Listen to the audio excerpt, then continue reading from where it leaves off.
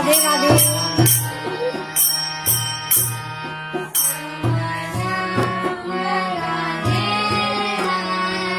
आज भागवत धर्म साल का प्रारंभ होने जा रहा है। आज कृष्ण जी का हम कृष्ण जन्म दिखाएं। आज कृष्ण जन्म की कथा होगी।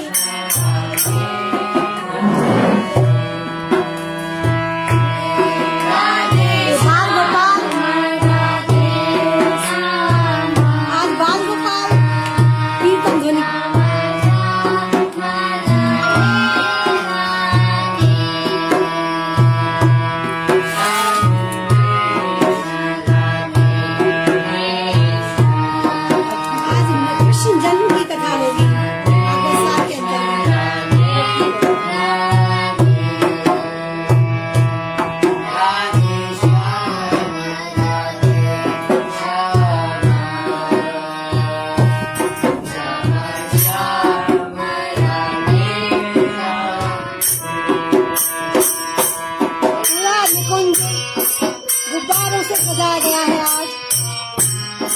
आज कृष्ण जन्म की कथा होगी भागवत साल की।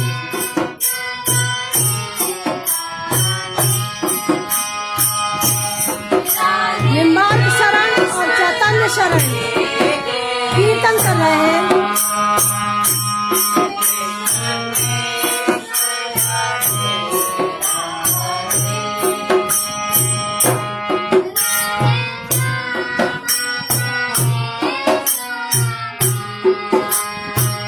टॉफियां जो भी लुटाई जाएंगी कृष्ण के जन्मदिन पे।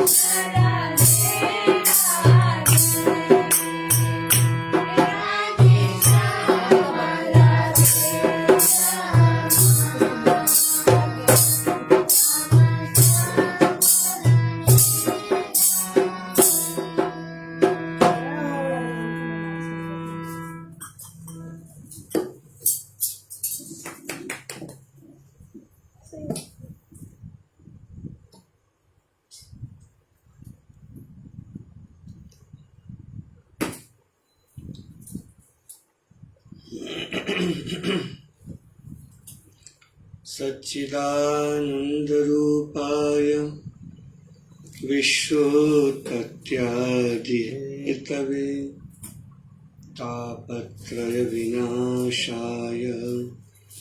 श्रीकृष्णाय वयं नमः। यं प्रव्रजन्तमनुपेतमपेतकृत्यं द्वैपायनो विरहकातरकाजुभाव पुत्रेति तन्मयतया तरवोऽभिनेदुस् तं सर्वभूतहृदयं मुनिमानतोऽस्मि।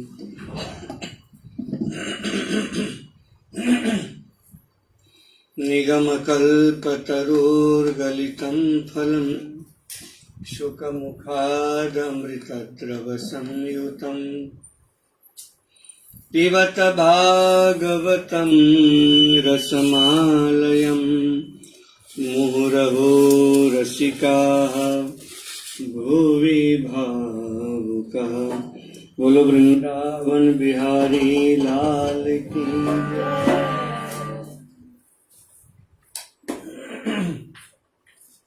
श्रीमद्भागवत महापुराण की जय। श्री सुखदेव जी महाराज की जय। सद्गुरुदेव भगवान की जय। बड़े ही प्रेम से विगत 6 दिनों से 7 दिनों से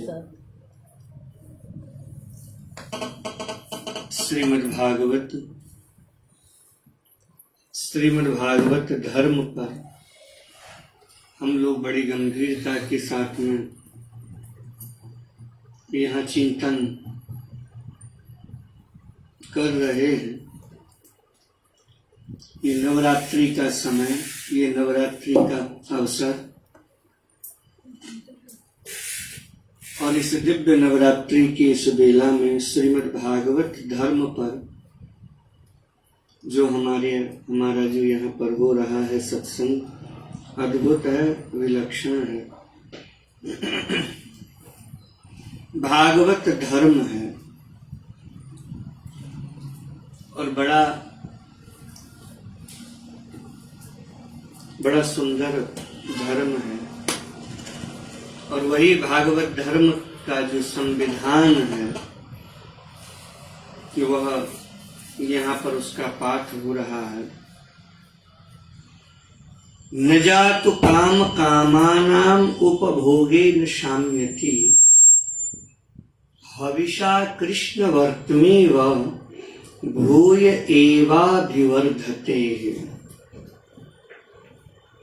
न जातु काम कामानाम। लोग कहते हैं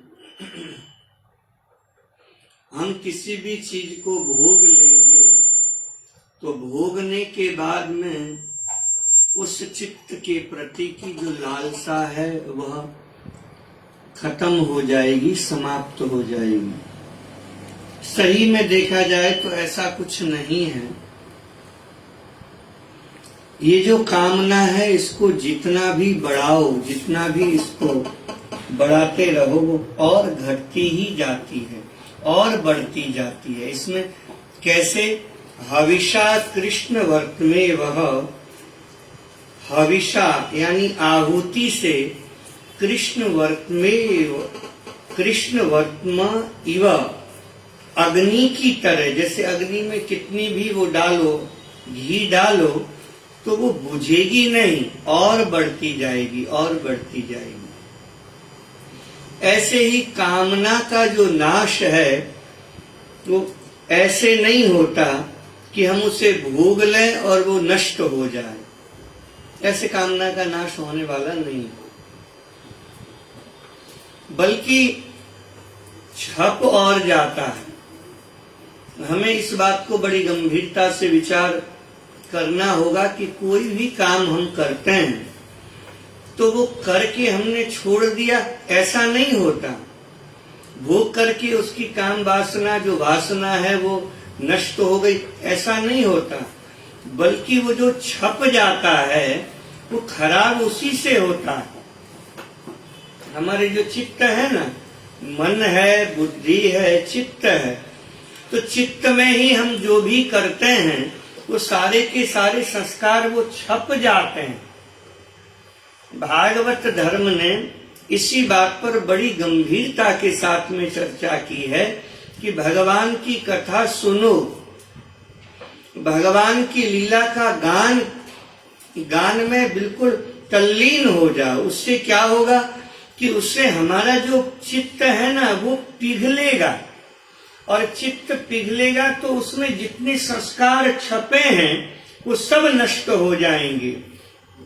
फिर आप उस पिघले हुए चित्त को जिस सांचे में चाहो उसमें आप ढाल सकते हैं। समझ में आई बात? यही हमारे आगरा के पास में एक स्थान है फिरोजाबाद करके, वह चूड़ियां बनती हैं, और चूड़ियां बनती हैं लाख की, लाख के क्या बोलते हो, लाख की चूड़ियां रहती है उसकी, हाँ लाख। तो उसको पिघाला जाता है, और पिघालने के बाद में उसमें जो रंग डालो वो रंग फिर छूटता नहीं है पिघले हुए लाख में। और वैसा लाख में चाहे तुम बाहर से पेंट कर दो तो छूट ही जाएगा, पर लाख अगर पिघला हुआ है तो पिघले हुए लाख में रंग डाल दो आप, लाल, पीला, हरा, जैसा भी रंग डाल दो, वो कभी किसी की हिम्मत नहीं है कि वो सूख जाने के बाद में कि कोई कह दे कि इसमें से ये कलर हम निकाल देंगे, वो निकाल नहीं सकता। ऐसे ही हमारा ये जो चित्त है ना, ये बिल्कुल जब पिघल जाए तब इसमें जो आपको अच्छा लगे वही रंग मिला दो। नहीं, आपको राम जी अच्छे लगते हैं तो राम जी को मिला दो, आपको कन्हैया अच्छे लगते हैं तो कन्हैया को मिला दो, आपको शंकर जी अच्छे लगते हैं, देवी मैया अच्छी लगती है, आपको जो अच्छा लगता हो उसका सांचा बना लो और सांचा बना करके ढाल दो। पर ये ढलेगा कब? ये तो इतना कठोर हो गया है, आज की बात तो है नहीं, जन्म जन्मांतर अनंत जन्मों की श्रृंखला है। हम तो खामाखाम एक ही जन्म को लेकर के अहंकार पाल करके बैठते हैं कि हम ये करेंगे, हम ये करेंगे, हमने ये किया, हमने वो किया। अरे उस अनंत जन्म की श्रृंखला में इस जन्म की कीमत क्या है? अनंत जन्म की श्रृंखला में इस जन्म का कोई मतलब ही नहीं है। बस इस जन्म का महत्व यही है कि हम इस जन्म में, भागवत कहती है, इस चित्त को पिघला दो, इस चित्त को पिघाल दो, अच्छे से पिघल जाए। अच्छा, चित्त पिघलता कब है, कैसे है? तो हमारी भागवत कहती है, सीधी सादी बात है, चित्त पिघलता है प्रेम से, या तो विरह से पिघलता है या मिलन से पिघलता है। नहीं, या तो मिलने की खुशी में चित्त पिघलता है या फिर उसकी याद में रोने से चित्त पिघलता है। बस ये दो ही कारण है चित्त पिघलने के। नहीं, या तो प्रियतम आ रहा है तो सोच सोच करके वो चित्त धीरे धीरे धीरे उसका चिंतन करते करते पिघलेगा। नहीं, और या फिर वो गया, बिल्कुल परदेश गया, नहीं हमारे कन्हैया मथुरा गए, नहीं, सोच सोच करके वो जो चित्त है वो पिघलता है। हमारी भागवत कहती है कुछ करने की जरूरत नहीं है, अपने अनंत जन्मों के संस्कार और प्रारब्ध से जो हमारा चित्त कठोर हो गया है उसको पिघालना, बस पिघालना, इतना काम हमको नहीं, चाहे जैसे भी हो, चाहे कथा सुन करके हो, चाहे कीर्तन करके हो, चाहे बांके बिहारी के दर्शन करके हो, चाहे पद इत्यादि का गायन करके हो, या उसका ध्यान करके तल्लीन हो करके, जैसे भी हो, करना क्या है, हमको ही करना है, भागवत धर्म का पूरे भागवत धर्म का सार यही है। क्या? कामात् द्वेषात् भयात् स्नेहात् यथा भक्तेश्वरे मनः। नहीं, चाहे काम से हो, क्रोध से हो, लोभ से हो, मोह से हो, कैसे भी हो, पर तस्मात् केनाप्युपायेनः क्या है? मनः कृष्णे निवेशयेत्। जो भी करना है करो, पर अपना यह जो मन है ये कृष्ण में दे दो, लगा दो, इधर उधर भटकाओ मत। मन नहीं लगता, जबरदस्ती लगाओ नहीं। ये हमारा ये जो मन है, चित्त है, अनंत जन्मों के संस्कार को लेके बैठा है। कहाँ मन लगेगा? इतनी जल्दी मन लग जाएगा भजन में? नहीं लगेगा। वो तो बड़े बड़े महापुरुष हैं कि महाराज उनका सहज लग जाता है। कहाँ लगेगा? नहीं लगता। तो जबरदस्ती लगाना होता है, लगाना पड़ता है। लगाइए मन को उसमें। तो हमारी भागवत कहती है लगता नहीं है। क्यों नहीं लगता? अनंत जन्मों के कामनाओं का जो झंझावात, कामनाओं की जो आंधी हमारे हृदय में व्याप्त है, चल रही है, उसके कारण हमारा चित्त बड़ा कठोर हो गया है और छपता ही जा रहा है और छापते ही जा रहे हैं। राग, द्वेष, क्रोध, ये खराब, ये सही, इन सब को हम छापते ही चले जा रहे हैं। देखिए, भोग भी हमारे स्वामी श्री कुड़िया बाबा जी एक बात बड़ी अच्छी कहते थे। ये भोगने से कोई ज्यादा आपत्ति नहीं है, पर मूल आपत्ति यही है कि वो भोग छप जाता है। मैंने जो बाबा जी और गृहस्थ के बारे में जो कहा, उसमें क्यों बाबा जी की वो क्या महिमा गाई और गृहस्थ को थोड़ा वो बताया? इसीलिए बताया क्योंकि गृहस्थ में वो जो भोग है वो छप जाता है, उसके चित्त में छप जाता है। बाबा जियों का छप नहीं पाता। भले ही कितना भी चिंतन करते रहे बाबा जी लोग, भले ही बाबा जियों में कोई इधर उधर हो भी जाए, पर उससे कोई ज्यादा फर्क नहीं पड़ता। क्यों? क्योंकि वो चित्त में छपता नहीं है। उनके चित्त में छपता नहीं है। आई समझ में? तो चित्त में छपता नहीं। तो इसीलिए यहाँ पर कहा कि चित्त में छपना नहीं चाहिए, वो गहराई में नहीं जाना चाहिए। भोग विलास आदि से कोई इतना ज्यादा वो नहीं है। भाई शरीर है, ठीक है, पर उसमें उसकी बुराई हमारे शास्त्रों ने इसीलिए की है कि आपके दूसरे जन्म को वो बिगाड़ देगा। चित्त में जब वो भोग छप जाएगा तो वही भोग आपको स्मृति दिलाता रहेगा, क्योंकि आपके भीतर छपा हुआ है चित्त में। रामकृष्ण परमहंस देव स्वयं गृहस्थ थे। रामकृष्ण परमहंस देव दो महात्मा जा रहे थे, तो एक युवती उधर से गुजरी, एक युवती उधर से गई, तो एक महात्मा ने सामने से देखा, वो चलते गए, तो दूसरे महात्मा ने सामने से भी देखा और बाद में मुड़ करके भी देखा, तो वो तुरंत बोले ये जो महात्मा है ये पहले गृहस्थ रहा है। चित्त में उसके संस्कार छपे हुए हैं, तो उसने मुड़ करके देखा उसे। आ रही समझ में?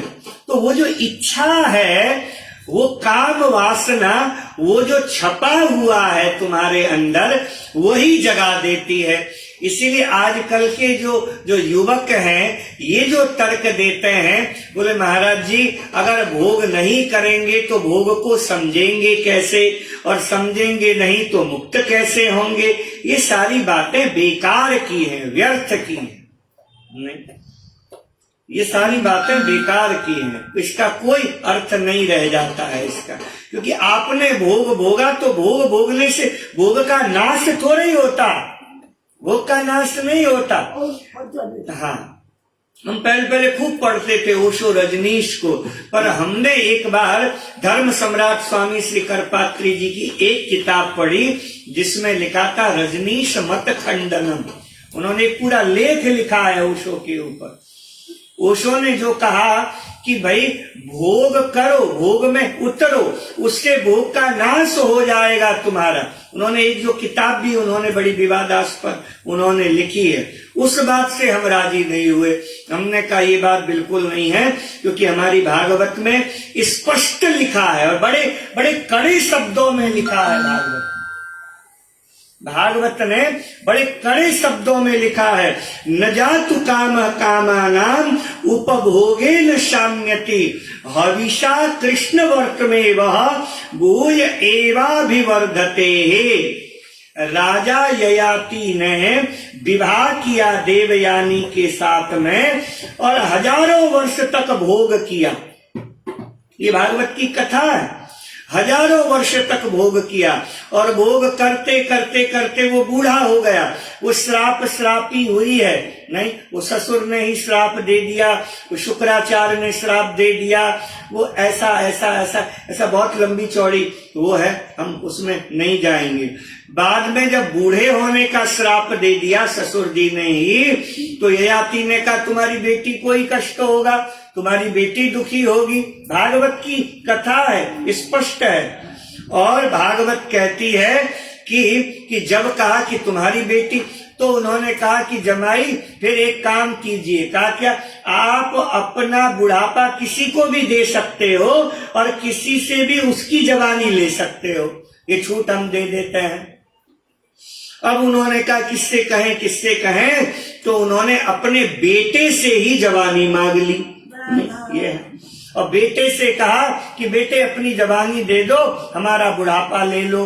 तो महाराज वो बेटा भी बड़ा विचित्र था, बेटे ने तुरंत अपनी जवानी दे दी। देखिए, छोटे वाले ने नहीं दे दी। और देने के बाद में महाराज उन्होंने बेटे की जवानी को लेकर के, भागवत जी में लिखा है, हजारों वर्ष तक महाराज भोग किया, विषय का भोग किया ययाति ने। और करते करते करते करते जब बाद में जब लगा कि इससे तो भोग से तो तृप्ति हो नहीं रही है, तो बड़ा वैराग्य हो गया। और बड़े वैराग्य के साथ में तब ये वाली बात अपनी पत्नी देवयानी को ययाति ने कहा है। ये जो श्लोक है, न जातु काम कामानाम उपभोगे न शाम्यति हविषा कृष्ण वर्त में वह भूय एवाभिवर्धते। अरे भैया, अग्नि में कितना भी घी डालो और हम सोचें घी से अग्नि को बुझा देंगे, तो अग्नि कभी बुझ नहीं सकती। जितनी घी डालेंगे अग्नि तो और भड़केगी, नहीं, अग्नि तो भड़कनी ही है। भोग की जो अग्नि है, वासना की जो अग्नि है, वो उसमें कितना भी भोग को डालते रहो, वो तो और ज्यादा होगी और ज्यादा होगी।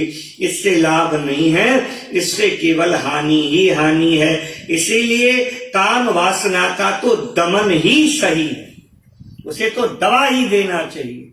नहीं, ये वाली बात बेकार की है कि नहीं दबाना ठीक नहीं है। नहीं, हमारी भागवत कहती है हविषा कृष्ण वर्त में, उसे बुझा दो, नहीं, अग्नि को बुझा दो, उसको भड़काओ मत। वो भोग इत्यादि को डाल करके और ज्यादा वो काम वासना और ज्यादा बढ़ेगी।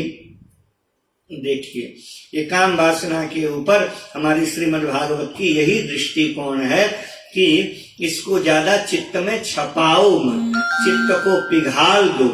चित्त पिघलेगा कैसे?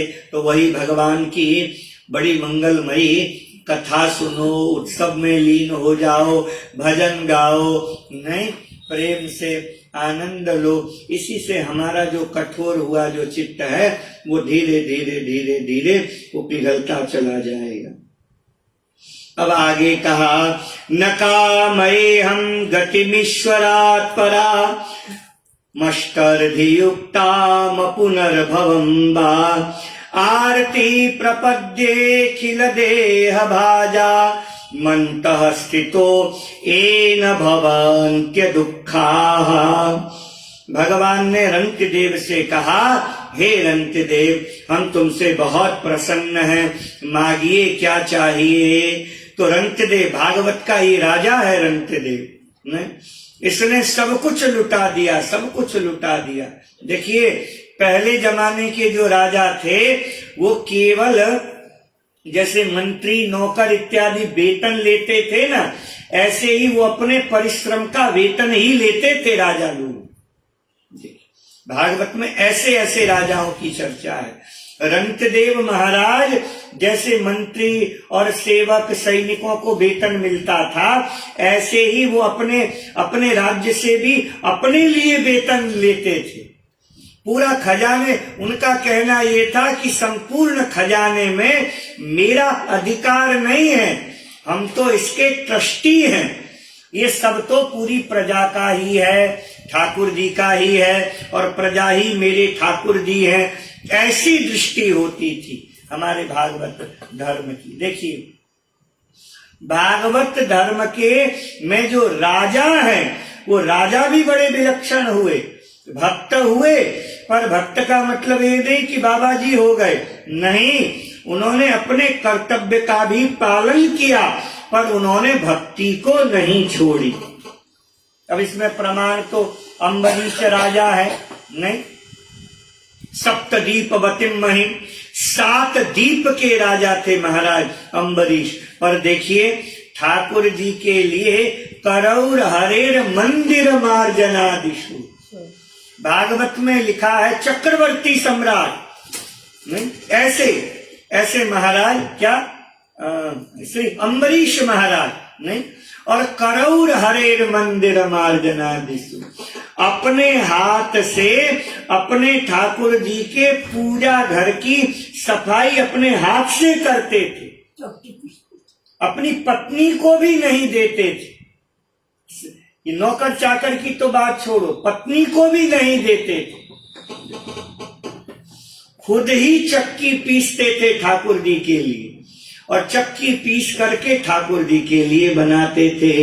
नहीं, करौर हरेर मंदिर मार्जनादिशु श्रुतिं चकारा श्रुत सत्कथोदय। नहीं, और ठाकुर जी का दर्शन, ठाकुर जी की सेवा भागवत जी में लिखा है, ये सब महाराज अम्बरीश महाराज ने किया है। इसका मतलब ये नहीं कि वो राजपाट को भूल गए थे, नहीं, वो कर्तव्य का पालन पूरा 100% करते थे, क्योंकि उनकी प्रजा उनके लिए सर्वस्व थी, उनकी प्रजा उनके लिए सब कुछ थी। प्रजा के दुख से हमारे श्री रंतदेव महाराज ऐसे दुखी हो जाते थे। एक बार क्या हुआ कि प्रजा में अकाल पड़ गया, उनके राज्य में अकाल पड़ गया, तो खाने के लिए कुछ नहीं। ऐसा नहीं कि राजकोष में कुछ नहीं बचा, राजकोष में था, पर राजकोष का अधिकार अपना नहीं मानते थे, वो तो ट्रस्टी समझते थे अपने आप को। तो देखो, यही दृष्टि हम लोगों की भी होनी चाहिए। जो भी धन हमारे पास में है, उसके मालिक हम नहीं हैं, उसके मालिक तो ठाकुर जी है। लक्ष्मी कभी भी किसी की नहीं हो सकती है, लक्ष्मी तो केवल नारायण की ही होती है। नहीं, लक्ष्मी आज तक किसी की नहीं हुई, और लक्ष्मी को जो अपनी कहता है महाराज, वो तो क्या बोलते हैं, रानी काहू रंक की मेरी कहे न कोई, और हरि नारी मेरी कहे तो काहे न फजीयत हो। नहीं, अरे भैया, एक गरीब की जो पत्नी है, गरीब से गरीब की जो पत्नी है, उसको भी कोई बहुत धनी आदमी ये नहीं कह सकता कि ये मेरी पत्नी है, वो मेरा नहीं बोल सकता, चाहे कितनी भी गरीब की पत्नी हो, और वो किसी की पत्नी है। नहीं, वो कोई भी कितना भी बड़ा हो, वो उसको अपनी नहीं कह सकता। तो भैया, जब हरि की नारी को मेरी मेरी कहोगे तो फजीयत नहीं होगी, हैं? वो तो हरि की नारी है, तो साधारण की नारी है लक्ष्मी। लक्ष्मी तो साक्षात भगवान की नारी है, साक्षात भगवान की पत्नी है। वो कहीं टिकती भी नहीं है, वो कहीं स्थिर नहीं है, वो कहीं पर टिकती हैं तो केवल अपने नारायण के यहाँ ही टिकती हैं।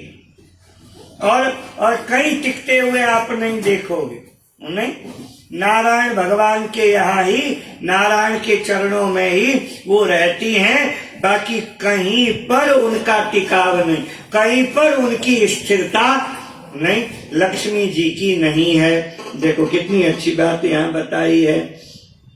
इसीलिए रंतदेव महाराज कभी कोष पर उनका अधिकार मानते नहीं थे।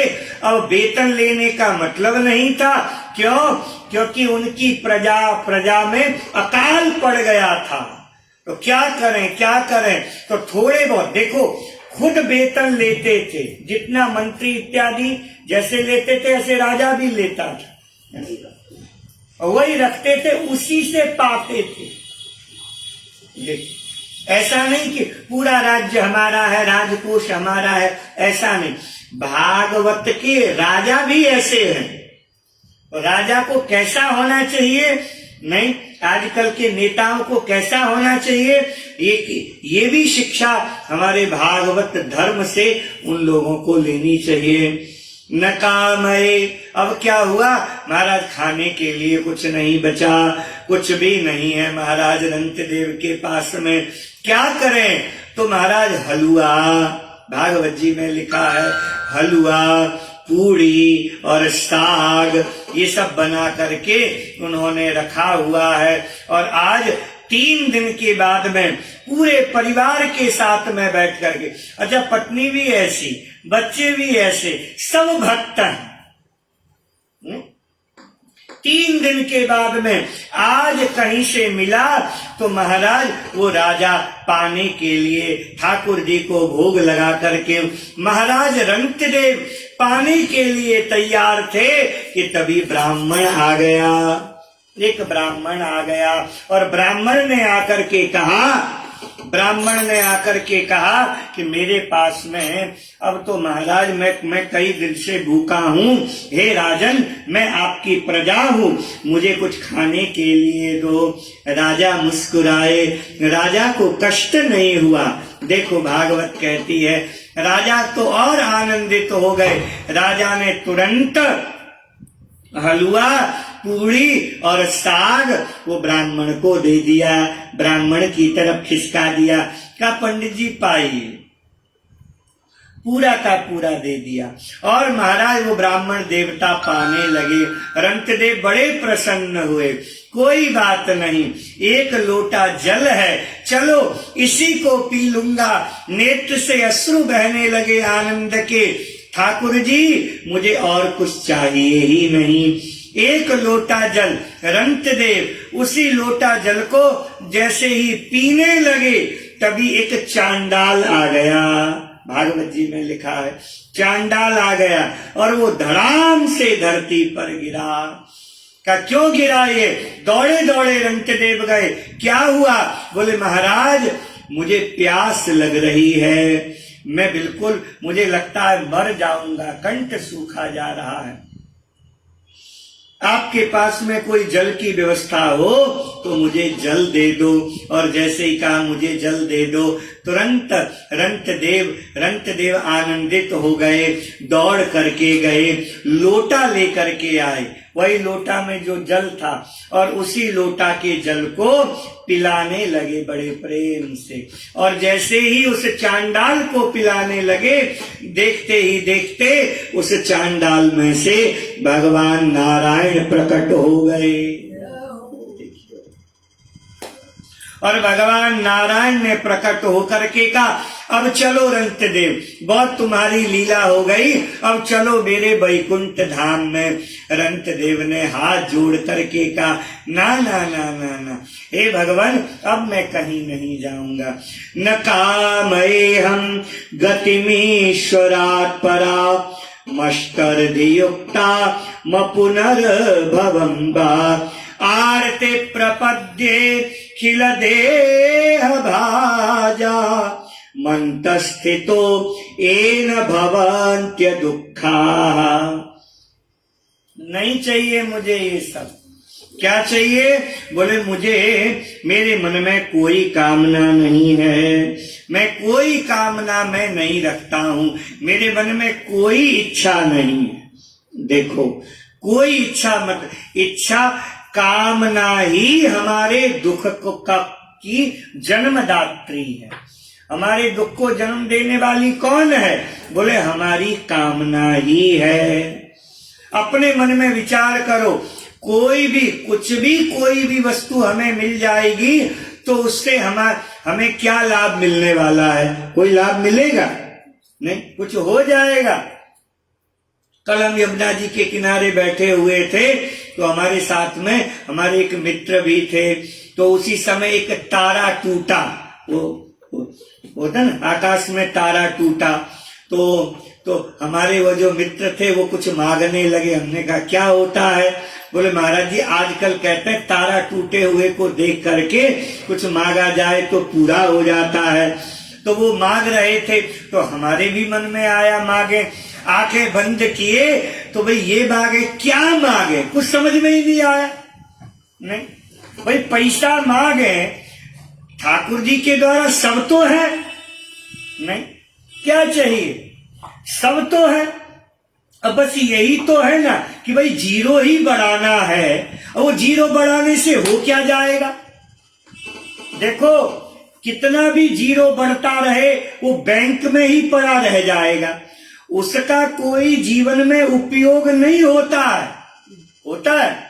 कोई उपयोग नहीं होता। हमने कहा केवल जीरो बढ़वा लेंगे तो उससे होगा क्या?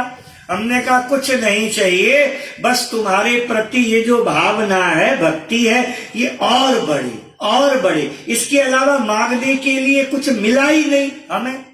आप भी विचार कीजिए, मैं कोई डायलॉग नहीं दे रहा, आप भी बिल्कुल ठंडे दिमाग से आप कभी सोचिए कि ठाकुर जी से हम मांगे तो क्या मांगे? क्या मांगे? है भाई शादी हो जाए ये मांगे, भाई धन मिल जाए ये मांगे, पैसा आ जाए ये मांगे। पैसा तो है ही नहीं, धन नहीं है पैसा है नहीं, पर मांगना क्या? ये सब बेकार की वस्तुएं हैं, ये सब व्यर्थ की चीजें हैं। इससे मिल भी जाए तो भी कोई लाभ है नहीं। इसीलिए ये सब कुछ नहीं मांगना। रंत देव ने देखो कितनी बढ़िया वस्तु मांगी है भागवत में, न कामये हम गतिमीश्वरात् परा। ए महाराज मुझे कुछ नहीं चाहिए। गतिम पराम, मेरे मन में किसी परा गति, कोई श्रेष्ठ गति की भी कोई कामना नहीं है। कि नहीं कि मरने के बाद में कि भाई गंगा जी में हो जाए, कि कहीं नहीं, ये भी कामना नहीं। परिम गतिम पराम, किसी परागति मिल जाए, ऐसी उत्कृष्ट गति मिल जाए, ऐसी भी कामना नहीं है। हे भगवान मुझे क्या चाहिए? मरा अष्ट सिद्धिर युक्ताम पुनर्भवम्बा। अष्ट सिद्धि भी नहीं चाहिए। नहीं अष्ट सिद्धि चाहिए? बोले अष्ट सिद्धि भी नहीं चाहिए। अष्ट सिद्धि की भी कि भाई सिद्धि मिल जाए, यहाँ से वहां चले जाए, वहां से वहां चले जाए। नहीं, हमसे एक बार हमारे बाबा ने हमसे कहा क्या चाहिए? सिद्धि चाहिए। हमने कहा महाराज क्या हो जाएगा सिद्धि से? क्या होगा सिद्धि से? बोले अरे तुम पानी में चल सकते हो। हमने कहा वो तो मछली भी चल देती है। नहीं, मनुष्य होकर के कछुआ और मछली बनने की सोच है, ये कोई सिद्धि हुई? बोले आकाश में उड़ने लग जाओगे, आकाश में उड़ने लग जाओगे। हमने कहा ये चिड़ियाएं उड़ती रहती हैं, गीद उड़ता है नहीं, और ये गिद्ध तो सबसे ऊंचा उड़ता है। क्या बोलते हैं गिद्ध को? गिद्ध ही बोलता है ना, वो गिद्ध सबसे ऊंचा उड़ता है नहीं आकाश में। नहीं, पर देखिए हम मनुष्य होकर के क्या हम पक्षी बनने की सोचते हैं कि हम बिल्कुल क्या, अरे आकाश में उड़ेंगे, उससे क्या हो जाएगा, क्या हो जाएगा उससे, नहीं क्या लाभ मिलेगा उससे।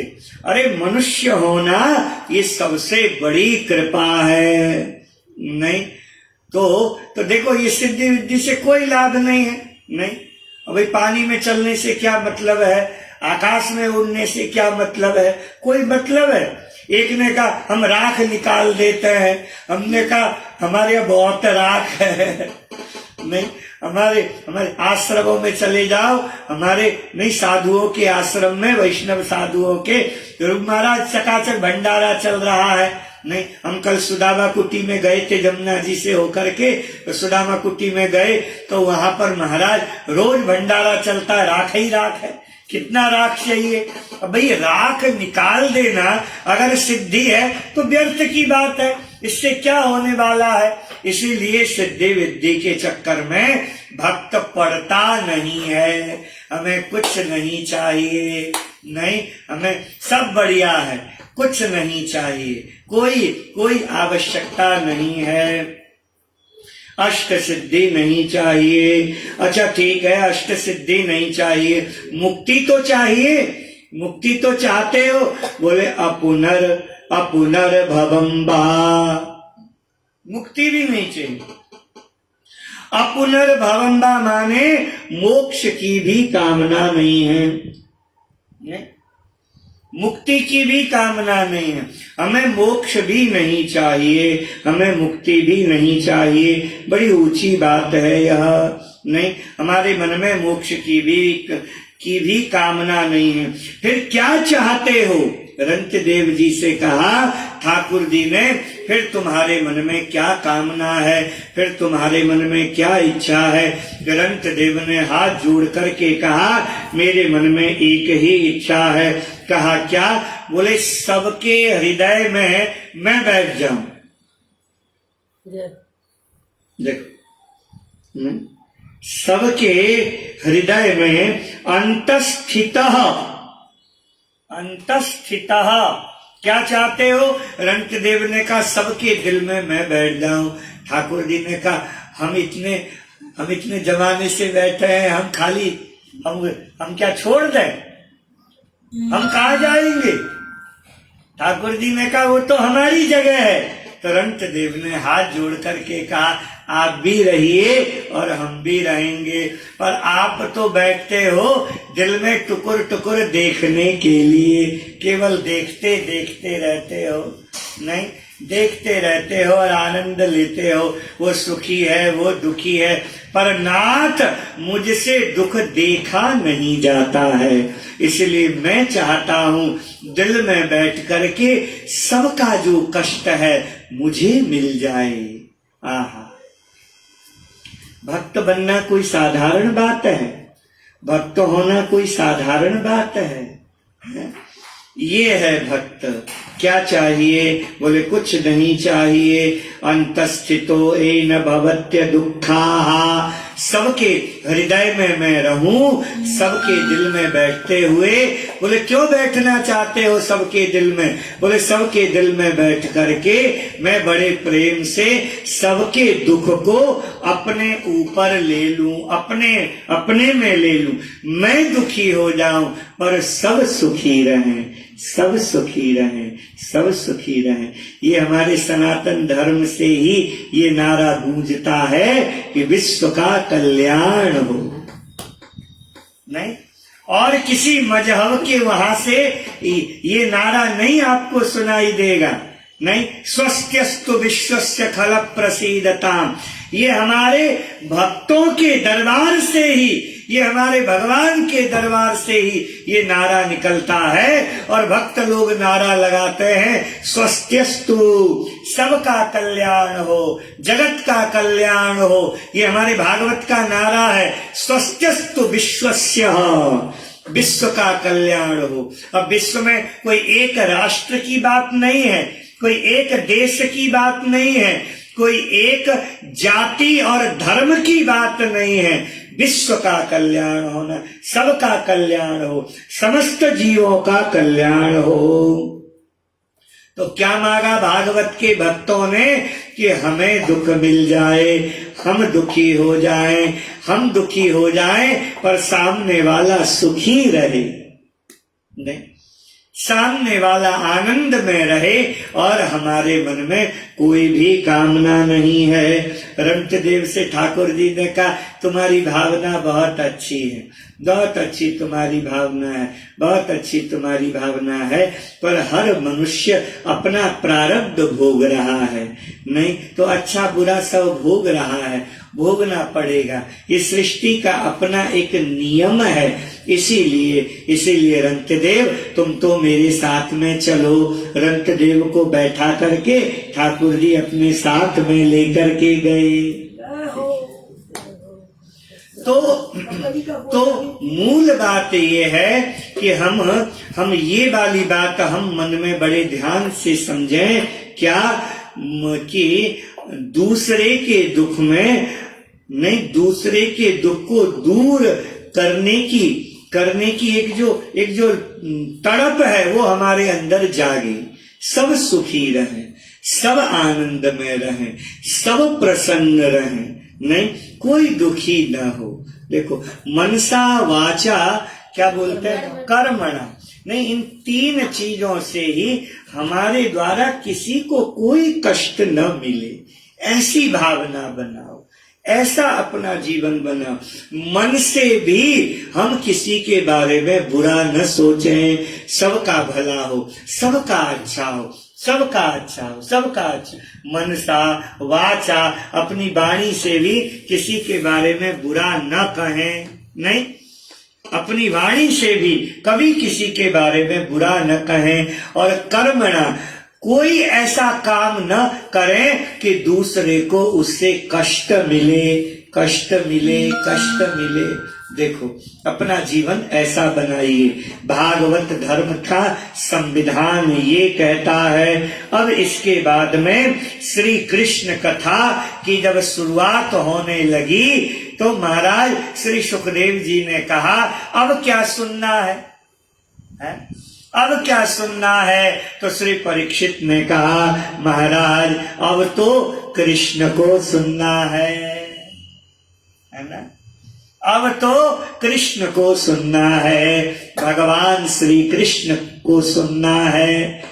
नहीं, इन कानों के माध्यम से भगवान श्री कृष्ण हमारे हृदय में जाएं। उससे क्या होगा?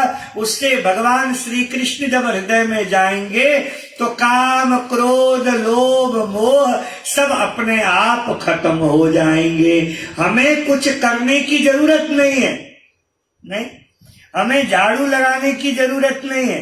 ये जो कमरा है बड़ा गंदा है, झाड़ू लगाने की जरूरत नहीं है। करना क्या है? बोले ये जो कमरा है ना, ये बहुत, देखो ठाकुर जी को ये कमरा दे दो। हमारे स्वामी श्री अखंडानंद सरस्वती जी महाराज एक बड़ी अच्छी बात कहते थे। वो कहते थे कि जो धनी धनी लोग होते हैं उन्हें थोड़ी साफ सफाई थोड़ी ज्यादा पसंद होती है, नहीं तो भाई सफाई वफाई वो नौकर चाकर से भी नहीं, जहां पर भी वो जाएंगे थोड़ी सफाई, जहां बैठेंगे वहां सफाई, हर चीज की सफाई, नहीं सफाई में रहते हैं। तो एक साधारण लक्ष्मी वाला भी सफाई पसंद होता है तो ये तो लक्ष्मी का पति है, नहीं तो इसे कितनी सफाई पसंद होगी, विचार करो। तो ये कहीं पर भी जाएगा तो इसको बस दे दो, भाई ये कमरा तुम्हारा, ये घर तुम्हारा।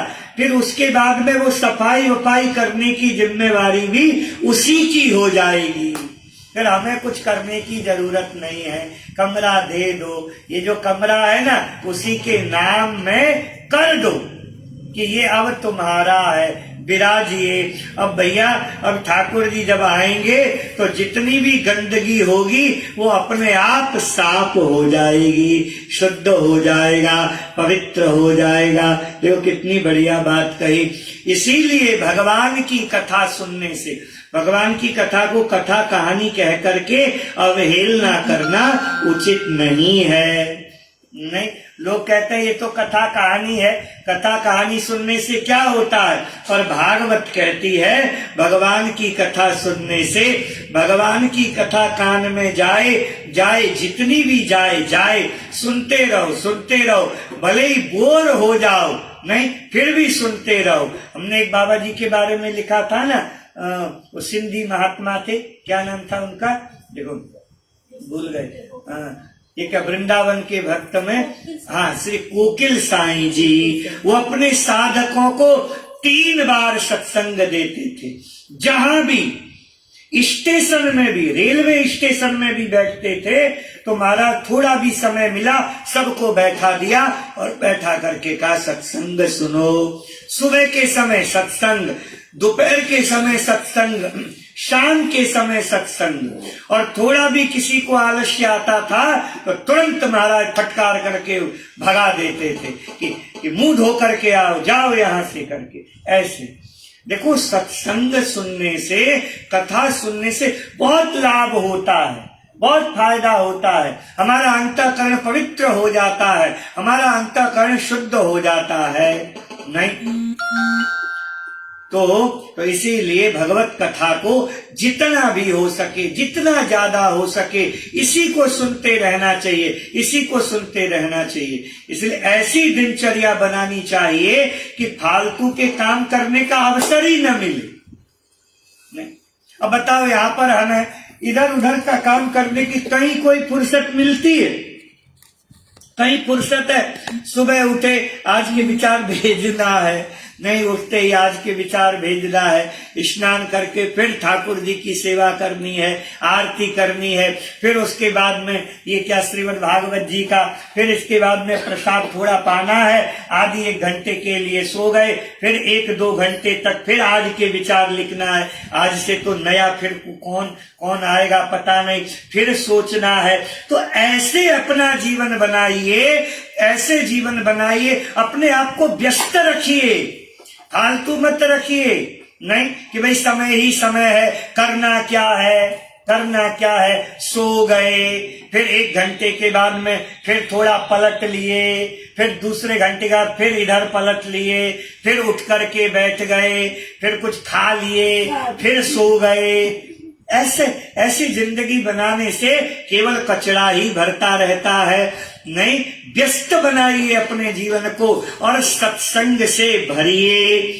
मैं तो अपने साधकों से कहता रहता हूं, सत्संग करते रहिए, सत्संग करते रहिए।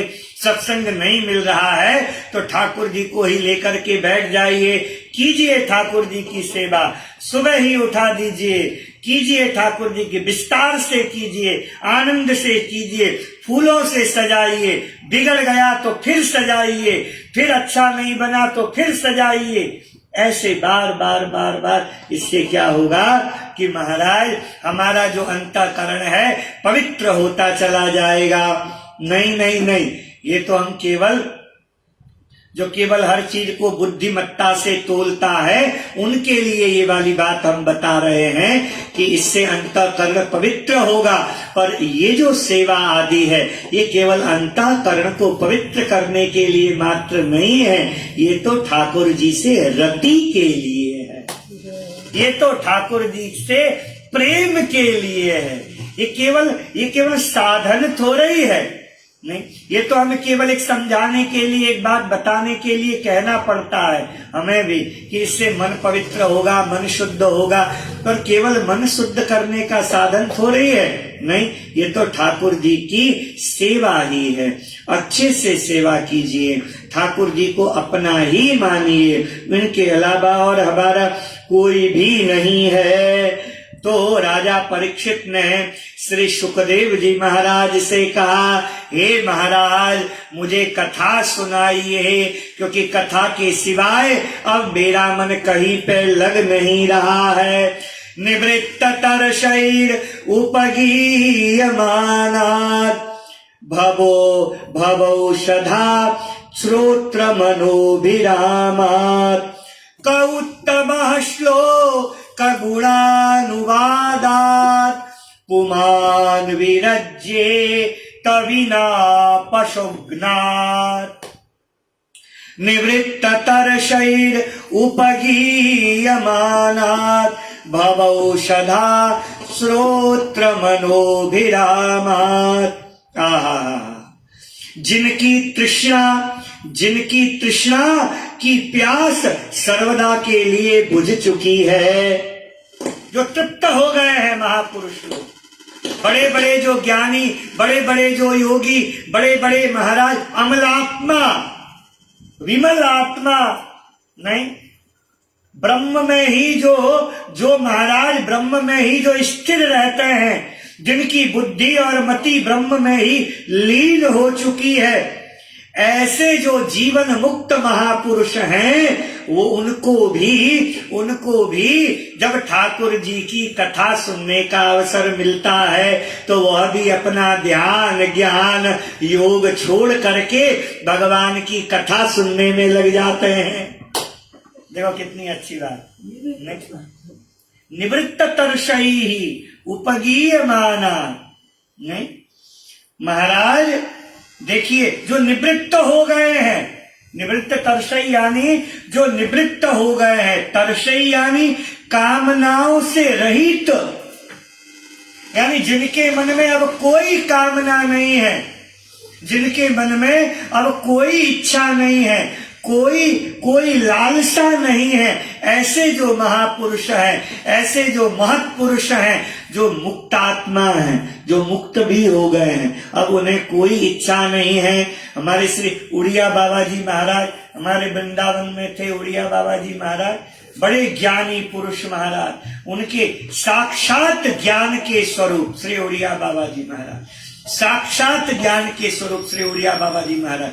पर हमारे श्री पूज्यपाद श्री पंडित श्री जगन्नाथ प्रसाद श्री भक्तमाली जी महाराज से वो भक्तमाल की कथा सुनते रहते थे। नहीं, श्री उड़िया बाबा जी महाराज वो केवल भक्तमाल की कथा सुनकर के बड़े आनंदित होते थे। उड़िया बाबा जी महाराज देखो भागवत की कथा सुनते थे।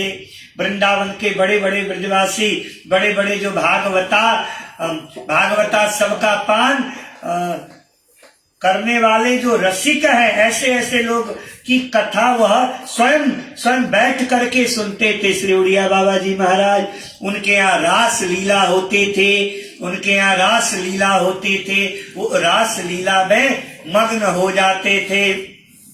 तो ऐसे जो मुक्त पुरुष हैं, ऐसे जो मुक्तात्मा हैं, ऐसे जो महाराज मुक्त, ऐसा नहीं है कि भगवान की कथा केवल साधकों के लिए ही है, नहीं, भगवान की कथा तो सिद्धों के लिए भी है।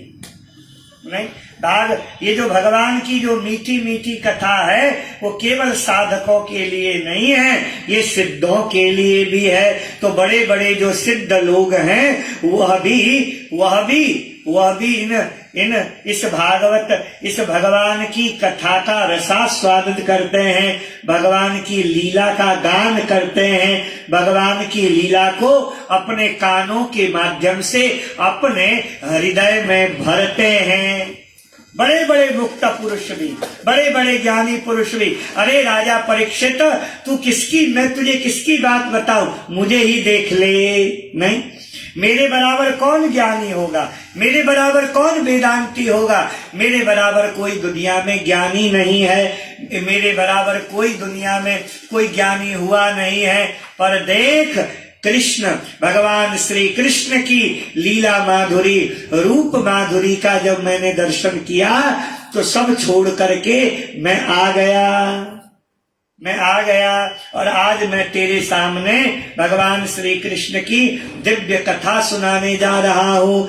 अब क्या सुनना है तुझे? बोले महाराज गुरुदेव सुनाइए। क्यों? बोले कथा से उसी का प्रेम नहीं होता। बोले किसका? बोले उसी का प्रेम नहीं होता, पुमान विरज्येत विना पशुघ्नात। नहीं, जो पशुओं की हत्या करने वाला है, जो पशुओं को मारने वाला है। हमारे संतों ने कहा पशुघ्नात का मतलब होता है पशु को मारने वाला, हिंसा करने वाला जीव। नहीं, हमारे बाबा कहते हैं पशुघ्नात का मतलब होता है यानी पशुपनाथ माने जो ये होते हैं ना कर्मकांडी लोग, नहीं, इनके लिए कहा गया। देखो जो कर्मकांडी लोग होते हैं उन्हें कथा में रस नहीं आता, क्योंकि वो कर्म कांड में ही इतने फंसे रहते हैं कि ये आज शनि की पूजा, कि कल राहु की पूजा, कल केतु की पूजा। नहीं, अब भैया नहीं, अब जिसकी खोपड़ी ही नहीं है उसकी क्या पूजा की जाए। नहीं, राहु केतु शनि और इन सब की पूजा में ही पूरी जिंदगी बीत जाती है। ऐसे जो पशुपनाथ कर्मकांडी लोग हैं, नहीं, उन्हीं को भगवान की कथा प्रिय नहीं होती है, उन्हीं को भगवान की कथा महाराज पसंद नहीं आती है, उन्हें रस नहीं आता है। नहीं, रस किस में आता है? रस उसको आता है जो महाराज रसिक है, जिसे ठाकुर जी के प्रति प्रेम है, जो निस्वार्थ है, उसे रस आता है। नहीं तो महाराज रस नहीं आता, उसे तो खारा खारा ही लगता है कि नहीं कथा अच्छी नहीं लगी, कथा तो खारी लगी है, कथा तो खारी है, खारी है, खारी है। नहीं, हमारे जो बाबा जी है, पुराने महात्मा लोग भी ये कथा सुनाया करते थे। नहीं, कि एक पत्नी ने कहा कि चलो चलो कथा सुनने के लिए। क्या है? बोले कथा बड़ी मीठी होती है, अधरम मधुरम वदनम मधुरम असितम मधुरम, वो मधुर है, मीठी है, उसकी कथा बड़ी मीठी है। अच्छा मीठी है? बोले हाँ। तो पति को जबरदस्ती लेकर के गई, अब पति दूर जा कर के बैठ गए। कईयों की आदत होती है, वो जब सो जाते हैं तो उनका मुंह खुला रह जाता है। तो महाराज वो दूर जाके बैठे थे, गांव देहात की कथा, वो महाराज मुंह खुला रह गया। नहीं, विनोद की बात है, कोई सीरियस मत ले लेना। उधर से एक कुत्ता आया महाराज घूमते घूमते, और उसने आकर के उसी का मुंह देखा और उसी में महाराज उसने कर दिया। और जैसे किया, बाद में देखा, बोले अरे, अपनी पत्नी से बोला तू तो कह रही थी कथा मीठी होती है, कथा तो पूरी खारी है। कथा तो पूरी की पूरी खारी है, ये तेने क्या कथा सुना दी। तो कहा कि नहीं। फिर पत्नी समझ गई। पत्नी ने चारों ओर देखा तो कुत्ता भागता हुआ जा रहा था, उसी ने भगाया था कि भाग यहाँ से कुत्ते को।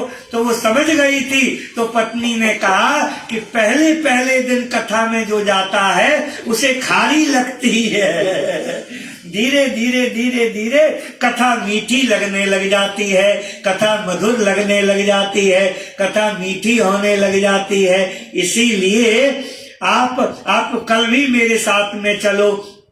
तो मिश्री लेकर के गई, वो दूसरे दिन मिश्री लेके गई और कहा मेरे बगल में ही बैठो। अपने बगल में बैठाया और बैठा, हाँ बतासा लेकर के गई। हाँ, हमारे पुराने ये बहुत पुरानी कथा है, ऐसा नहीं कि मैं सुना रहा हूँ, ये बड़े बड़े महापुरुष लोग सुनाते थे। हमारे वृंदावन के बहुत प्राचीन महापुरुषों ने इसे सुनाया। और ये कथा हमने हमारे वृंदावन में श्री वृंदावन बिहारी लाल मिश्र जी करके एक बड़े अच्छे श्री ब्रजवासी के, नहीं वो के ब्रजभाषा के, वो केवल ब्रजभाषा में पूरी कथा सुनाते थे। हमने उनकी भागवत पूरी सुनी, बड़े अच्छे विद्वान श्री वृंदावन बिहारी लाल मिश्र जी। तो महाराज ऐसे बड़े सुंदर नहीं, तो ये जो कथा है ये कोई ऐसी कथा नहीं है, ये महापुरुषों ने सुनाई। तो बतासा डाल दिया, वो होता है बतासा, क्या बोलते हैं आप लोग, है ना? हाँ, वो ऐसा होता है, वो पिघल जाता है। तो मुंह में डाल दिया, मुंह खोला हुआ था, मुंह में डाल दिया। तो 3 घंटे की कथा में वो बतासा पिघल गया। तो उसने थोड़ा चखा, उसने कहा देखो मीठी है कथा, मीठी लगी? बोले हाँ मीठी लगी। तो देखिए ऐसे लोगों को कथा में लगाना चाहिए। तभी तो हमारे यहाँ बोलते हैं धर्म पत्नी। क्या बोलते हैं? धर्म पत्नी का मतलब होता है जो धर्म की ओर अपने पति को प्रेरित करे, उसे लगाए, उसे कहते हैं धर्म पत्नी। तो देखिए कथा तो मुमुक्षु लोगों को भी पसंद है, कथा तो सिद्धों को भी पसंद है। कथा साधकों को भी पसंद है। नहीं, कथा सबको अच्छी लगती है, कथा सिद्धों को भी अच्छी लगती है, कथा साधकों को भी अच्छी लगती है, कथा विषयों को भी अच्छी लगती है और कथा पामर को भी अच्छी लगती है। देखो हमारे भगवान श्री कृष्ण कन्हैया एक ऐसा है, हमारा कन्हैया ऐसा है जिसे सब पसंद, सबको अच्छे लगते हैं कन्हैया। ये हमारे छोटे छोटे बच्चे हैं, इनको भी अच्छे लगेंगे कन्हैया। नहीं, हमारे कन्हैया इनको भी अच्छे लगेंगे। क्यों अच्छे लगेंगे? क्योंकि कन्हैया में चंचलता है, इन्हें आनंद आता है। नहीं, चोरी की, सखियों की, नहीं वो हमारा सखियों की मटकी फोड़ दी। एक कथा हमारे वृंदावन के ब्रजवासी लोग सुनाते हैं कि पति के साथ में पत्नी सो रही थी, अनुष्ठान में था पति। ये क्या नवरात्रि के अनुष्ठान में था, दाढ़ी बढ़ गई थी तो चोटी से दाढ़ी बांध करके कन्हैया भग गए। देखो, नहीं ऐसे भग गए। अब ये वाली जो कथाएं हैं छोटे छोटे बच्चे सुनेंगे तो उन्हें आनंद नहीं आएगा।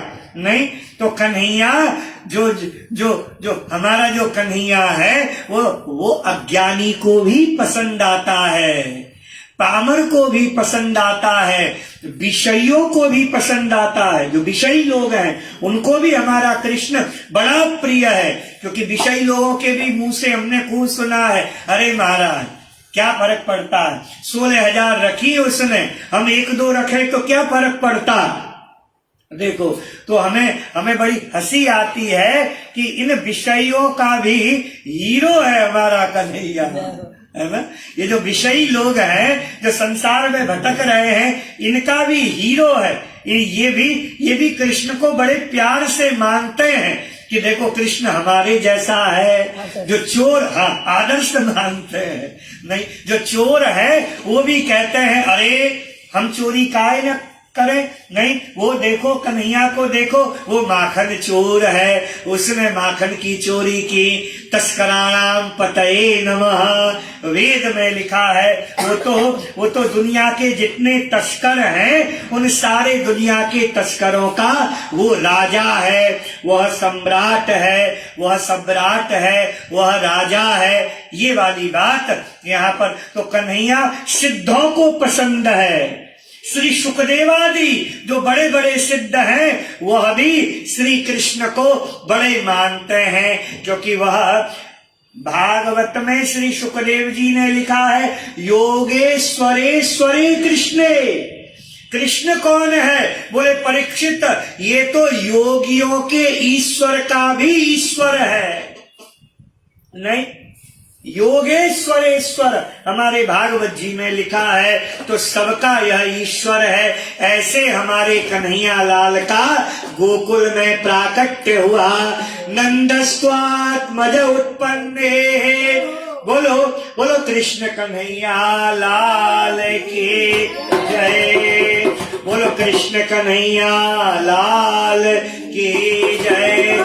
नंदस्त्वात्मज उत्पन्ने जाता लादो महामना, आहूय विप्राण वेद ज्ञान स्नातः शुचिर अलंकृतः नंदस्त्वात्मज उत्पन्ने। देखिए यहाँ क्या हुआ कि दो पक्ष हुए हैं, दो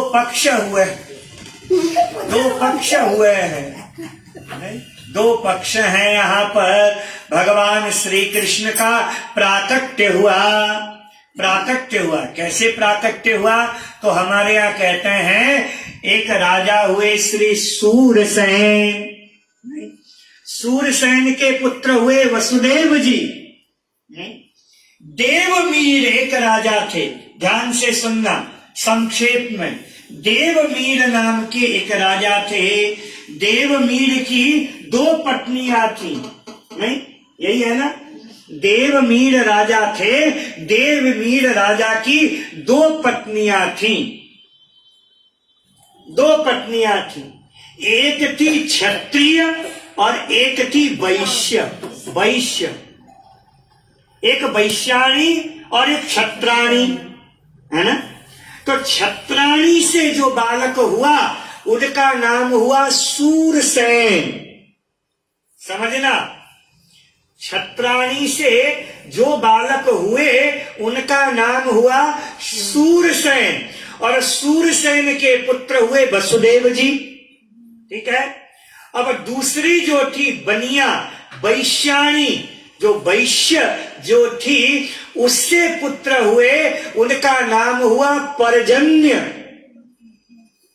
और इनका ये जो पर्जन्य थे, इनको सौंप दिया सूरसेन, इनको सौंप दिया गया महाराज के द्वारा कि भाई तुम ये गोकुल का, ये जो ब्रज का जो क्षेत्र है वो तुम देखोगे। हमारे भागवत के आधार पर मथुरा ब्रज में नहीं आता, मथुरा को ब्रज नहीं कहा गया है, मधुपुरी कहा है।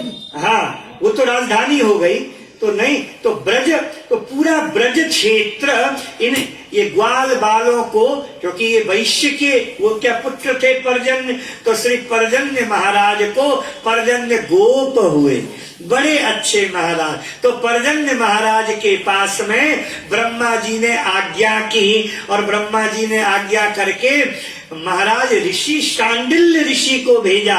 और ऋषि शांडिल्य जी महाराज जब आए यहाँ पर, ये हमारे कुंज में, ये हमारे निकुंज में पहली बार ये भागवत की कथा हमारे ठाकुर जी को हम सुना रहे हैं। नहीं, ये भी ठाकुर जी की लीला है कि हमारे कुंज में ही भागवत की कथा हमें सुनाओ। तो देखो, तो ठाकुर जी को हम सुना रहे हैं ये नंदोत्सव की कथा।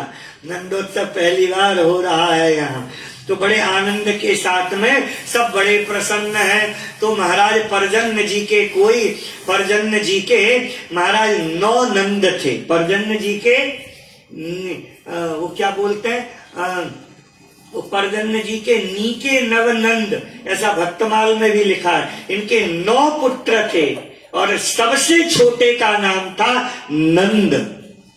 ब्रह्मा जी ने भेजा सांडिल्य ऋषि को, सांडिल्य ऋषि पुरोहित बन करके आए हैं। जैसे वशिष्ठ जी को भेजा था ना वो ब्रह्मा जी ने कि आप जाओ जाओ, और श्री वशिष्ठ जी महाराज आए यहाँ पर श्री ये सूर्य वंश का पुरोहित बनने के लिए। वो स्वीकार कर नहीं रहे थे वशिष्ठ जी, ऐसे ही या सांडिल्य ऋषि ने भी स्वीकार नहीं किया था कि हमें रुचि है नहीं। और वैसे भी गर्गाचार्य जी महाराज कर्म कांड को जानते हैं। ऋषि सांडिल्य महाराज को ज्यादा कर्म कांड में रुचि भी नहीं है, कोई उनको रुचि भी नहीं है। वो पूरे विशुद्ध वैष्णव नहीं, और महाराज भगवान के ही नाम का सुमिरन, 12 ऊर्ध्व पुंड तिलक, तुलसी की कंठी की माला, ऐसे आनंद के साथ में ये हिमालय में बैठ करके भजन करने वाले को प्रेरणा दे करके कहा, अरे कन्हैया साक्षात गोलोक से प्रकट हो रहे हैं, जाइए। और जैसे सांडिल्य ऋषि से कहा तो सांडिल्य ऋषि आए। पर्जन्य महाराज बड़े आनंदित हुए। सारे गोपों ने ऋषि सांडिल्य का स्वागत किया। महाराज आइए आइए बैठिए, गदगद हो गए। खूब महाराज सुवर्ण चांदी और यहाँ सब कुछ दे दिया। पर ऋषि सांडिल्य ने कहा हम तो महात्मा है, हमें ये सब नहीं चाहिए, हमारे लिए तो एक झोपड़ी बना दो और हम उस झोपड़ी में प्रेम से रहेंगे और अपना भजन इत्यादि उसी में हमारा होगा। समय बीतता चला गया। यहाँ पर इनके जो पुत्र थे, क्या हमने अभी कहा पर्जन्य है ना, और पर्जन्य महाराज के मित्र थे महीभान। महीभान वो बरसाने के राजा थे।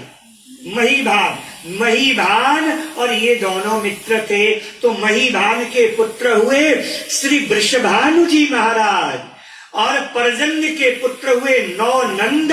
उस समय छोटे थे श्री नंद बाबा जी, नहीं नंद बाबा, और नंद बाबा और वृषभान जी दोनों की मित्रता हो गई। धीरे धीरे बड़े हुए। पर्जन्य महाराज बद्रीनाथ चले गए। अपने छोटे वाले बेटे को पूरे मुखिया बना करके, बड़े को नहीं बनाया, क्योंकि ये छोटे वाले जो थे ये बड़े एक्टिव थे और पूरा इधर उधर संभालना, और बुद्धिमान बहुत थे और सबके प्रति बड़ा प्यार प्रेम भाव था। इनका विवाह हुआ, ब्रज में ही एक गांव है महाराज, इनका ब्याह हुआ एक बड़ी सुंदर कन्या के साथ में, जिसका नाम था यशोदा। बड़ी अच्छी थी हमारी यशोदा। हमारी यशोदा जी के साथ में नंद बाबा जी का ब्याह हुआ और दोनों रहने लगे। समय बीतता चला गया, सबको मानते थे, सबको बड़े प्यार से मानते थे, दोनों ही मानते थे। नंद जी भी प्यार करते थे पूरे अपने गांव वासियों को, और महाराज ये जो यशोदा मैया भी सबको बड़ा प्यार देती। किसी को पता नहीं कब क्या हुआ, धीरे धीरे समय बीतता गया। आज समय आया है, आज हुए हैं 85 वर्ष के बाबा और 80 वर्ष की हो गई हैं मैया यशोदा। देखो नहीं, अभी तक कोई लाला भयो नहीं है, अभी तक कोई लाला नहीं हुआ। महाराज गए, आज जा रहे थे श्री नंद बाबा सवेरे स्नान करने के लिए, तो इनको आशीष मिल गया।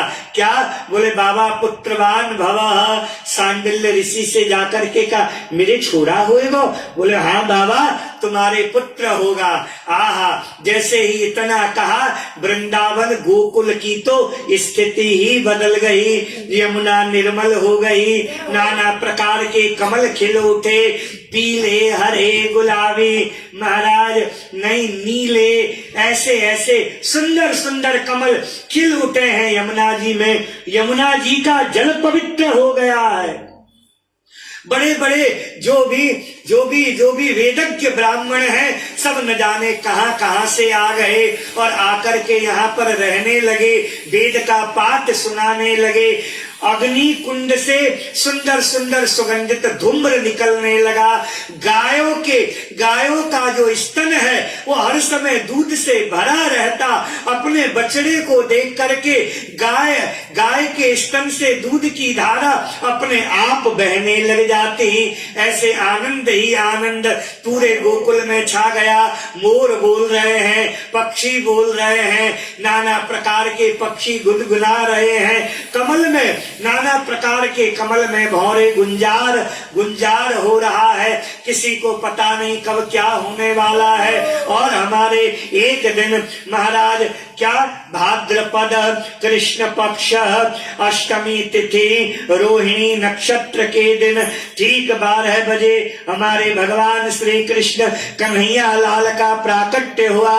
नंदस्त्वात्मज उत्पन्ने जाता लादो महामना आहूय विप्रान वेद ज्ञान स्नातः शुचिर अलंकृता। आनंद छा गया। श्री सुखदेव जी महाराज कहते हैं, हमारे यहाँ कहते हैं श्री शुक उवाच। यहाँ लिखा है श्री, यानी सुखदेव जी ने अपने नाम के आगे श्री क्यों लगाया? तो हमारे संत जन कहते हैं कि देखो, बधाई में जा रहे हैं तो बधाई में कभी खाली हाथ नहीं जाना चाहिए। तो श्री सुखदेव जी ने कहा नहीं, हम ऐसे नंगे पुंगे होकर के नहीं जाएंगे कन्हैया की बधाई में, हम भी सज धज करके जाएंगे। श्री यानी शोभा, श्री यानी श्रृंगार, श्री यानी वैभव। तो श्री सुखदेव जी महाराज सज धज करके गए। श्री शुकउवाच नंदस्त्वात्मज उत्पन्ने जाता लादो महामना गोकुल मंगल बधाए, गोकुल मंगल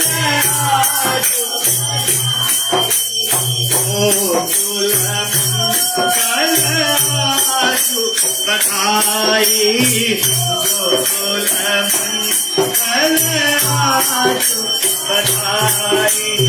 रानी जसुमती के प्रगटे हैं, रानी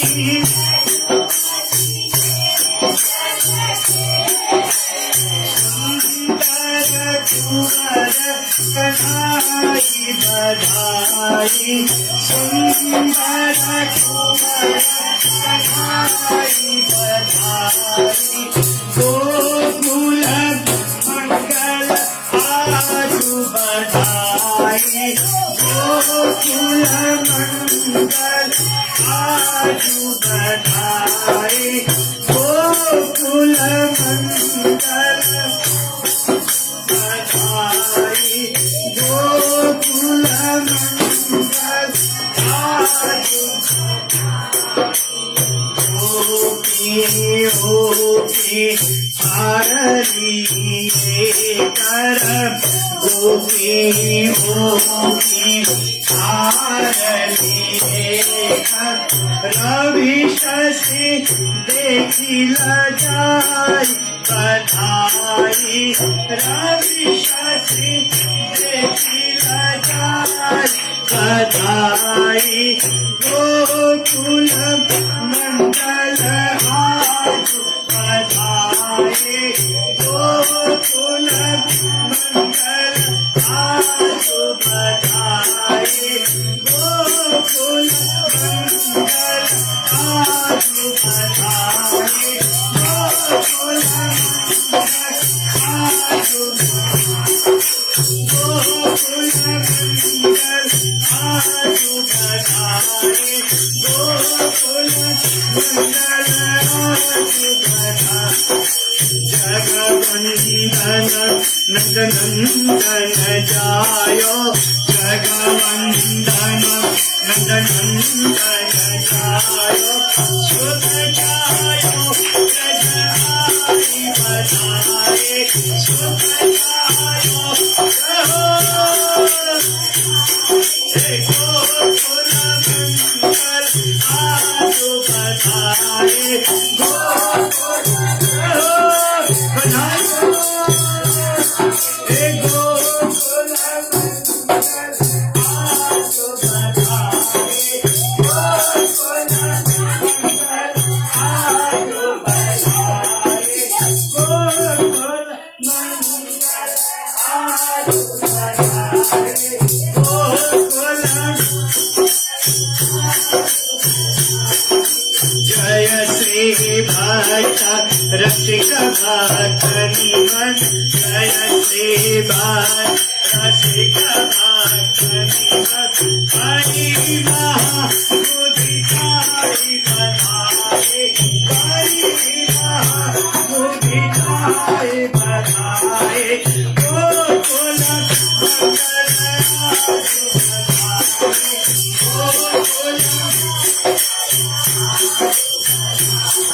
गोकुल मंगल आजु बधाई गोकुल मंगल आजु बधाई गोकुल मंगल आजु बधाई गोकुल मंगल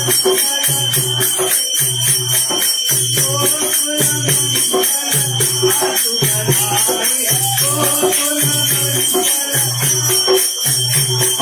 रानी जसोमती जगती है रानी जसोमती जगती है सुंदर कुंवर सखाई बधाई सुंदर कुंवर सखाई बधाई गोकुल मंगल आजु बधाई गोकुल मंगल आजु बधाई के आनंद भर जय कन्हैया लाल की नंद के आनंद भर जय कन्हैया लाल की नंद के आनंद भर जय कन्हैया लाल की नंद के आनंद भर जय कन्हैया लाल की अष्टमी भी आज में बधाई हो बधाई हो बधाई हो बोले कृष्ण जन्म की बधाई हो बोले बाल कृष्ण लाल की जय आज के आनंद की जय श्रीमद् भागवत महापुराण की जय जय जय श्री राधे जय जय श्री राधे जय जय श्री राधे श्याम सुब्रमण्य की